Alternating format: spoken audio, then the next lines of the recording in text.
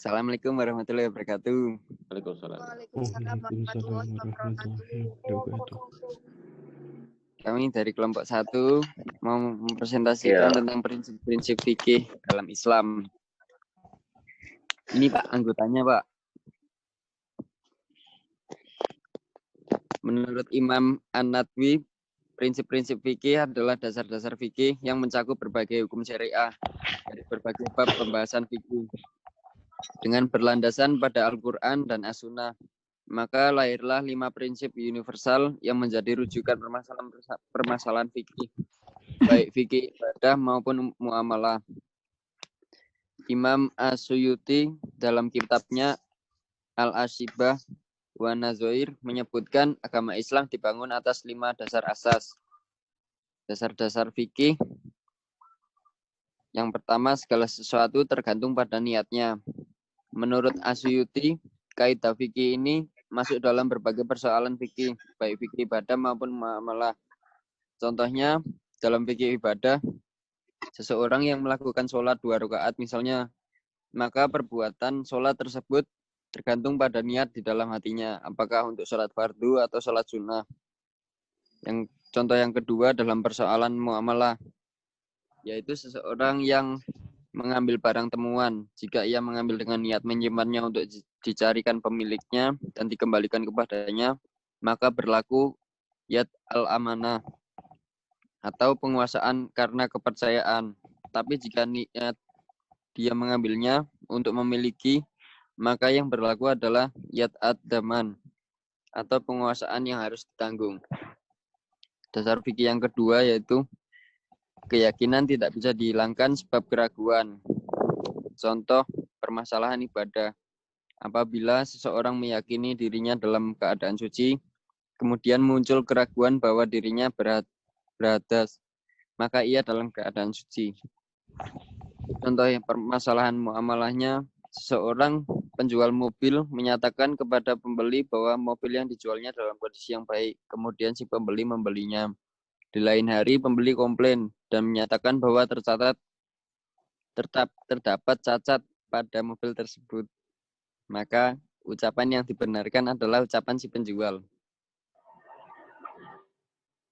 Dasar fikih yang ketiga, masyaqqat atau kesulitan menarik kemudahan. Contoh dalam masalah ibadah, seseorang yang tidak mampu melaksanakan sholat fardu dengan berdiri, maka ia diperbolehkan melakukannya dengan duduk. Untuk contoh yang dalam muamalah, jika seseorang perempuan tidak tengah melaksanakan perjalanan, ia tidak boleh menemukan wali untuk menikahkannya, maka ia boleh menentukan orang laki-laki sebagai walinya.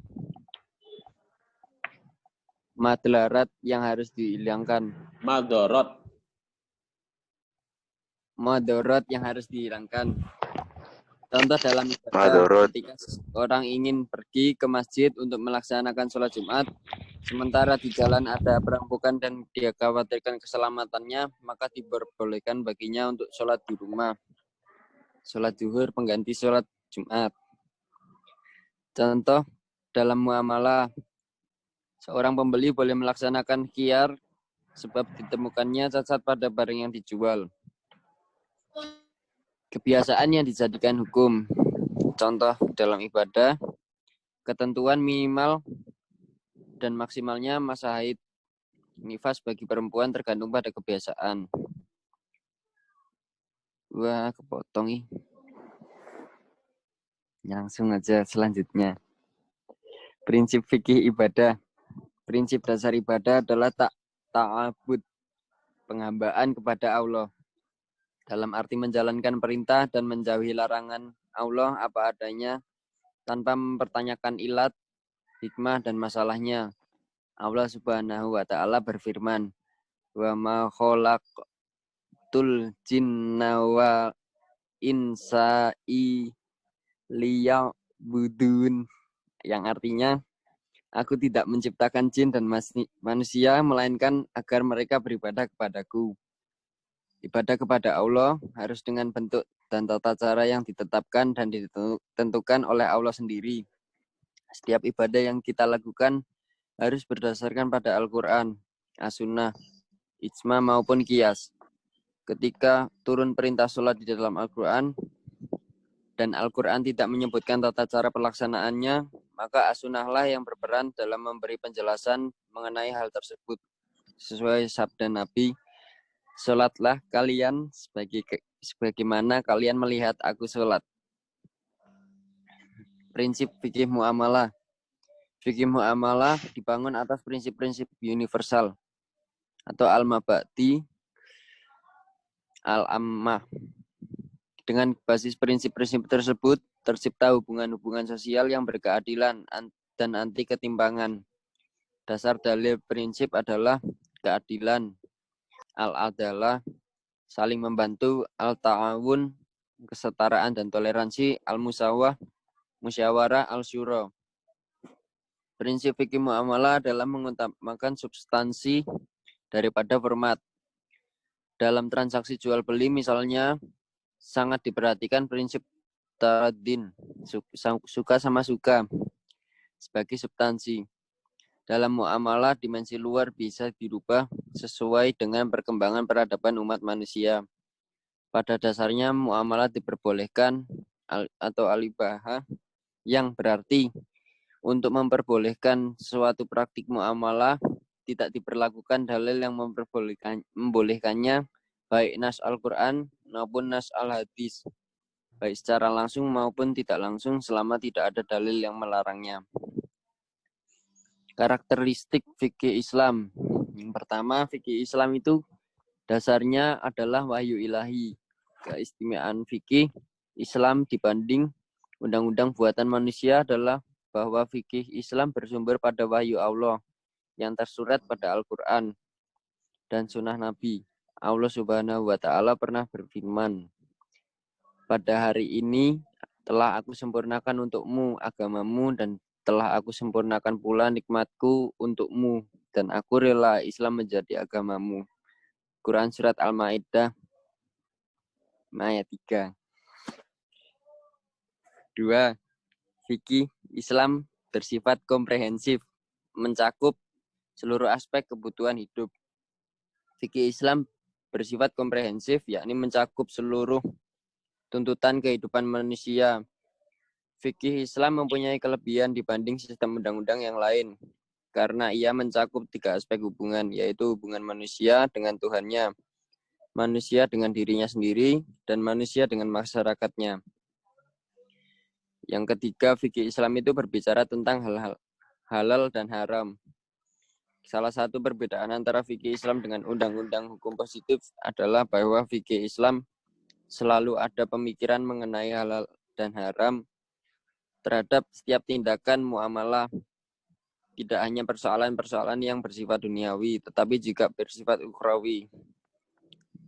Yang keempat, fikih Islam terkait dengan masalah akhlak dan moral. Fikih Islam berbeda dengan undang-undang pada umumnya, karena ia terpengaruh dengan undang-undang moral, Qawaid al-Akhlaq. Bahkan ia menyempurnakannya. Undang-undang positif perbuatan manusia, Al-Qanun al-Wadiyyi, hanya mengacu pada aspek manfaat, yaitu menjaga sistem dan stabilitas masyarakat, meskipun kadang menghancurkan sebagian prinsip agama dan moral. Yang kelima, hukuman bagi pelanggar hukum di dunia akhirat.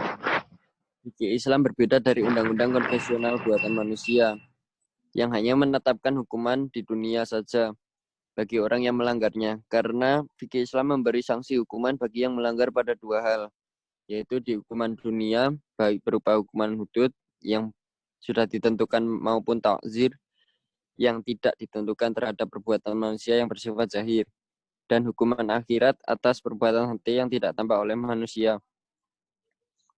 6. Adanya orientasi kolektivitas dalam fikih Islam. Artinya, dalam fikih Islam itu selalu menjaga kemaslahatan individu dan sosial secara bersama-sama tanpa harus melanggar hak orang lain. Oleh sebab itu, kemaslahatan bersifat umum atau sosial harus didahulukan dibandingkan dengan kemaslahatan yang bersifat individual. Sekian dari kelompok kami. Apabila ada pertanyaan, Di Monggo. close Ya, ininya, Pak. share screen-nya di close. Mau tanya, Pak. Meana, silakan Meana. Loh. Ya, Pak. Wah, malah boy. Pak, saya Pak. Saya, Kan Pak, itu orang tahu takon aku. tentang fikih Wah. muamalah. Nah, bagaimana hukumnya membuka usaha loket pembayaran cicilan leasing, misalnya kayak kendaraan, rumah. Keuntungan yang diperoleh si pelaku usaha misalkan 3.000 itu dalam setiap transaksi. Nah, itu apakah masuk ke dalam riba atau halal dalam keuntungan yang diterima oleh si itu yang usaha itu? Terima kasih. Zahratun Pak, Nisa. mau tanya, Pak. Zahratun Nisa, silakan.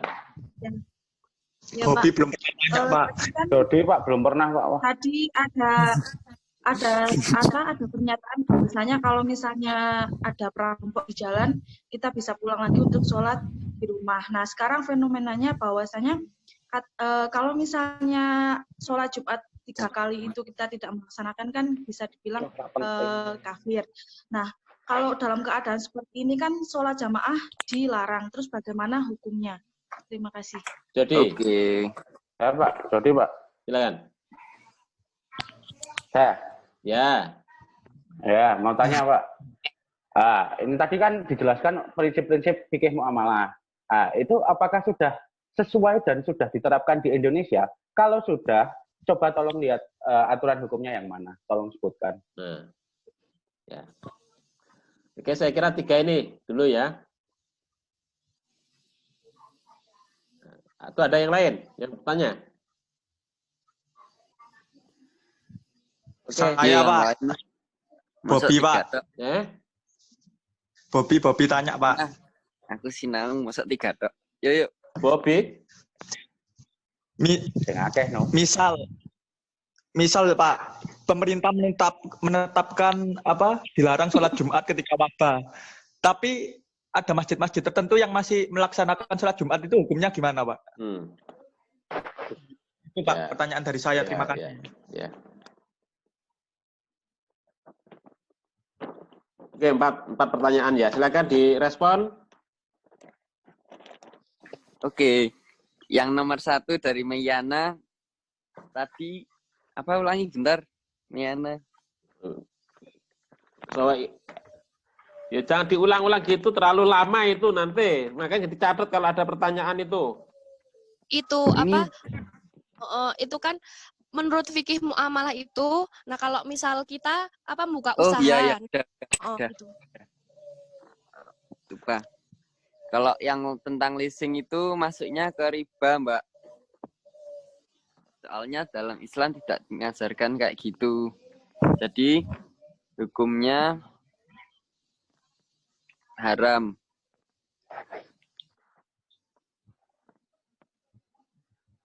Gimana, Mbak? What? Ya itu alasannya gimana kan Anda bisa kayak mengkategorikan kalau itu kayak riba berarti haram. Nah itu karena apa gitu bisa disebut riba.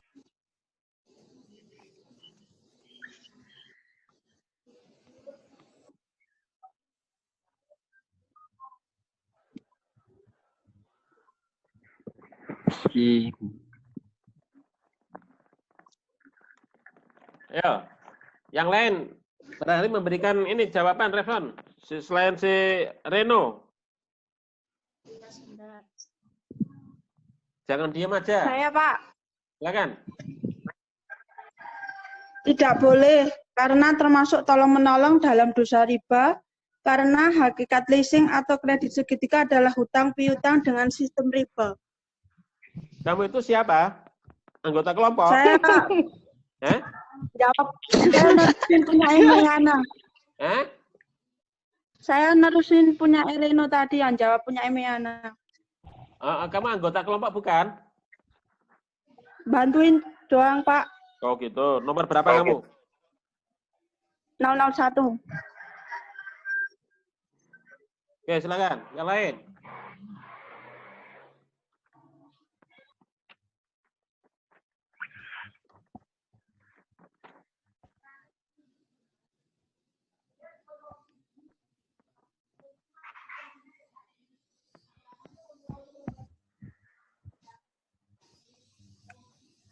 Pertanyaan yang kedua dari Zahra tentang MPM berapa sholat Zahra itu Jumat. tadi? 9, Pak. Bentar. Ya, silakan. Tentang sholat Jumat yang 3 kali berturut-turut dinyatakan kafir, dan dengan kondisi saat ini yang ada yang tidak melaksanakan Jumat, masjidnya tidak melaksanakan Jumatan karena adanya coronavirus, itu nggak apa-apa, Mbak. Soalnya Rasulullah juga pernah pas ada penyakit itu mending di rumah dulu aja, dan anjuran pemerintah juga di rumah sholat Jumatnya diganti sholat zuhur, daripada lari sumber penyakit mending di rumah aja.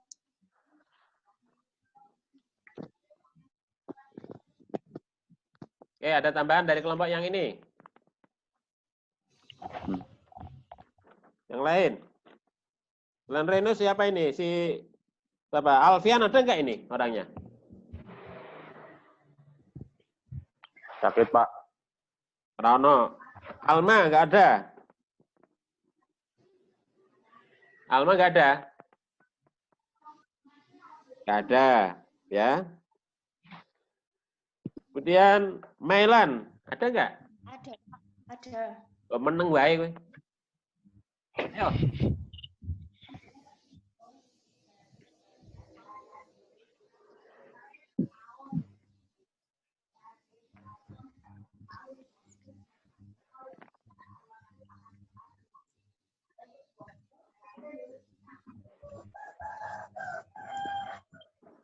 Hah?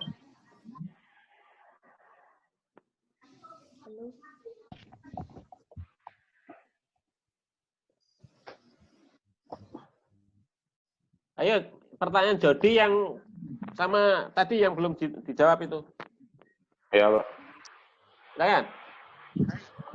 No.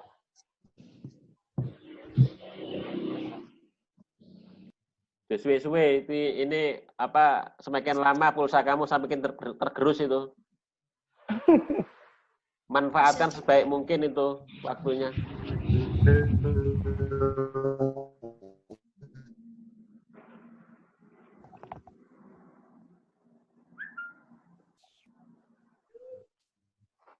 Halo? Iya.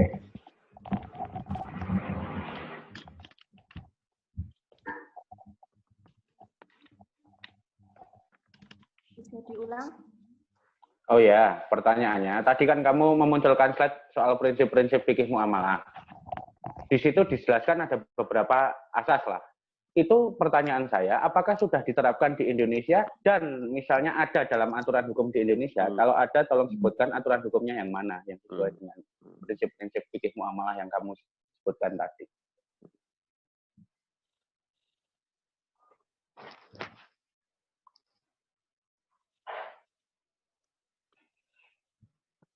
Oke, yang lain silakan direspon.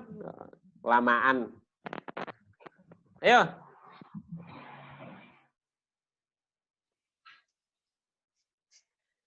Ada yang memberikan respon?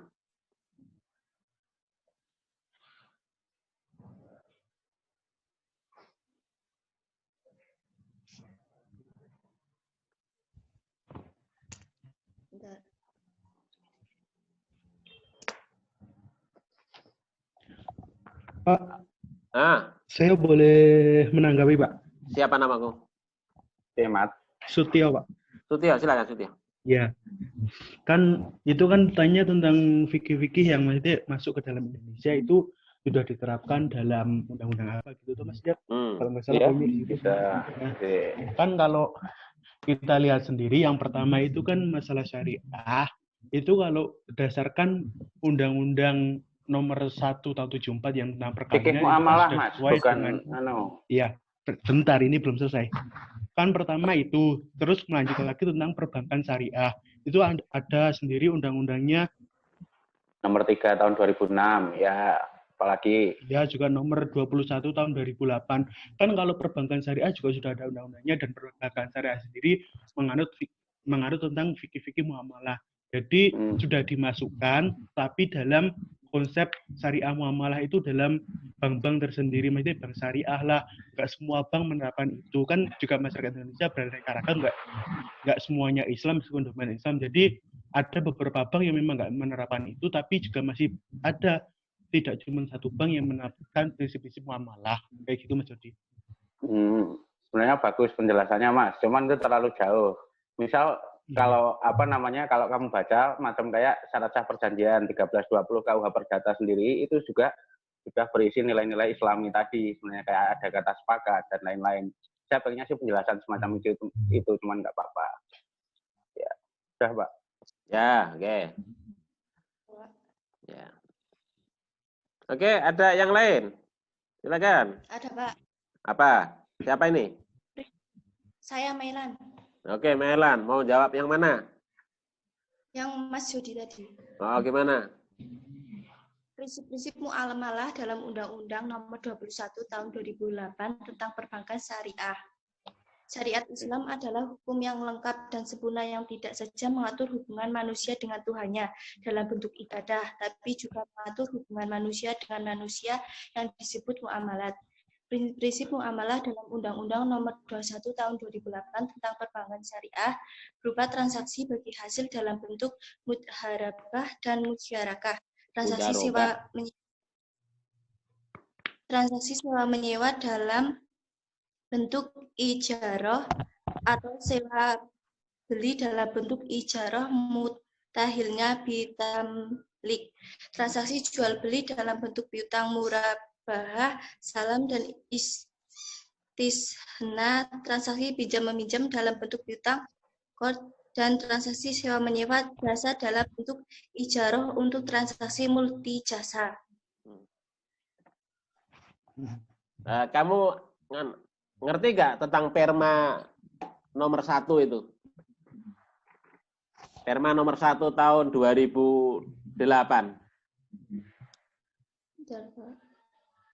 Tanya ke siapa Pak? Nah, ini sama ini Mailan. Pernah baca nggak Perma nomor 1 tahun 2008? Belum, Pak. Perma itu apa? Peraturan Mahkamah Agung. Iya, peraturan Mahkamah Agung itu. Tentang apa itu? Ngerti nggak itu? Hukum ekonomi syariah. Syariah. Nah, itu yang kemudian dijadikan sebagai hukum material di pengadilan agama. Ya. Sama halnya umumnya Impres nomor 1 tahun 91. Itu tentang apa itu? Ya? Pak, Perma nomor 1 tahun 2008 bukannya mediasi di pengadilan, Pak? Oh, bukan. Peraturan bukan. Yang itu apa namanya? Impres nomor 1 tahun 91. Itu tentang apa itu, Pak? Aturan-aturan hukum Islam, aturan-aturan hukum Islam dalam misalnya pernikahan, warisan. Ya. Itu kompilasi hukum Islam. Nah, itu kan juga diatur, ada itu dari pertanyaan Jody itu tadi ya. Iya, Pak.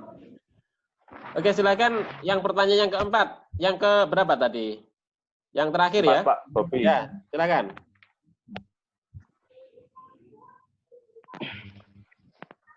Oi, Beno.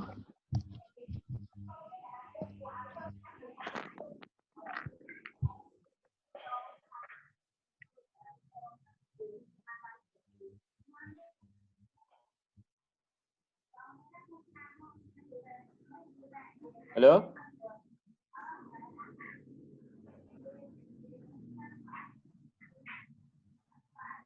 Halo? Halo, Pak. Jangan lama-lama. Bob. Bobi Pak Reno ini. Tanya Bobi apa Reno? Halo, Pak. Maaf, Pak. Yeah. Melek, Pak. Halo, brother. Bobi yang senang sholat Jumat ya? Silakan. Iya. Sing piye, Bob? Lali ya gue. Makanya dicatat ada pertanyaan itu. jika pemerintah Jumat itu hukumnya gimana? Oh, hukumnya boleh ya Pak. Soalnya kan lagi ada wabah penyakit, jadinya bukan maksud saya itu gini, kan dari wabah ini boleh diganti sholat duhur, tapi dari MUI udah ngelarang, tapi masih ada masjid tertentu yang masih menjalankan sholat Jumat, membahayakan, banyak mudaratnya gitu. Gimana hukumnya itu sholat Jumatnya? Minum yuk. Oh, yang tentang yang masih memperbolehkan jamaahnya sholat Jumat. Ya, boleh aja, soalnya kan kepercayaan orang beda-beda Mas. Sholat Jumatnya sah kah kalau gitu? Sah aja. Oke, kalau gitu, kalau sah. Berarti nggak apa-apa ya, kalau misal ada masjid yang tetap menjalankan sholat Jumat ketika wabah seperti ini.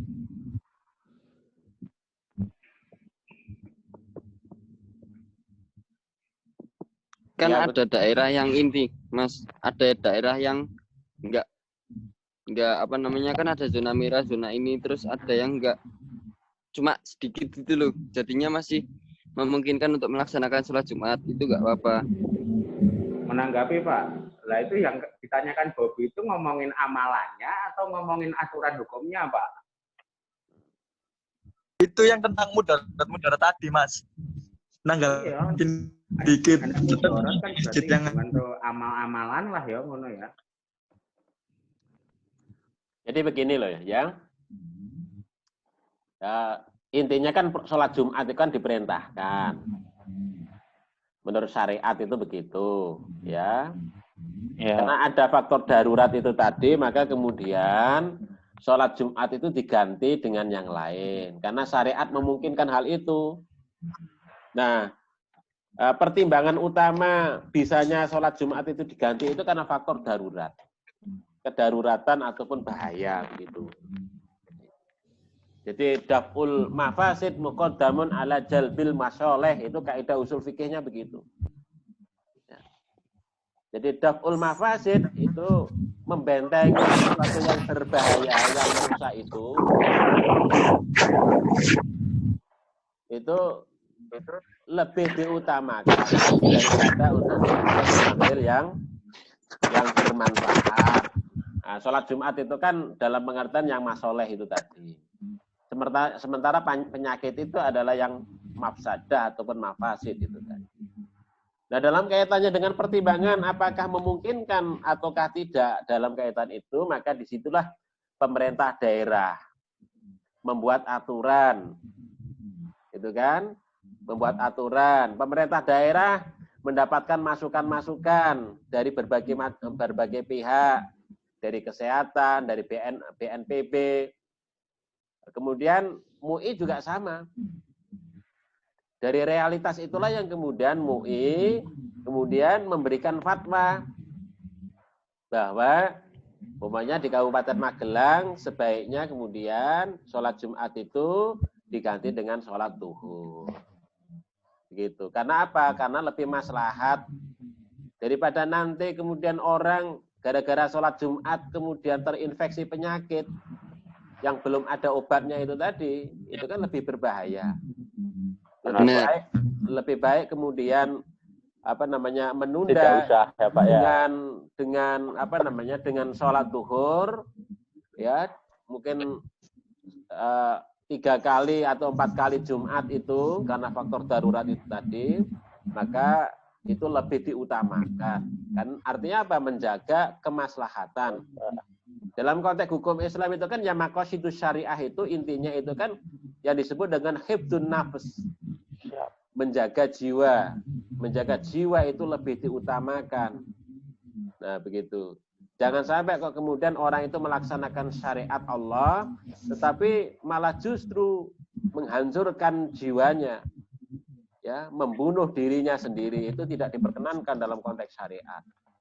Karena apa? Karena tujuan syariat itu diturunkan oleh Allah bagi kehidupan umat manusia itu dalam rangka untuk menjaga kemaslahatan, termasuk kehidupan umat manusia itu. Ya, itu salah satu alasan yang dikemukakan dalam syariat itu begitu. Ya. Jadi pertimbangan begitu.